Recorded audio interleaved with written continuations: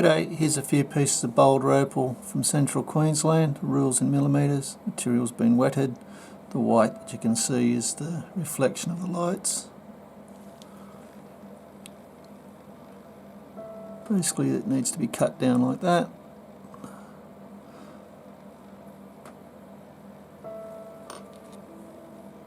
Same with that piece perhaps. This has been dremeled a little bit, so it's got an undulating face there. This piece, maybe just use that as the top and cut a face off out of that. This piece is literally a seam of opal that's come off a large face somewhere.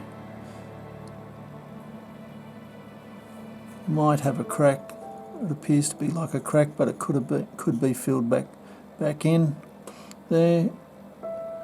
This side, it's got that step in it. First thing to do with that is to make a shape out of it till you get a reasonable thickness, and then decide which side you're going to cut, or maybe both sides. This piece is electric blues.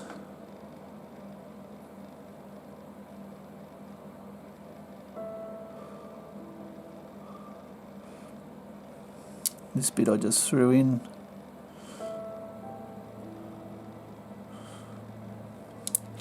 Anyway, I hope you've enjoyed looking at those. Cheers.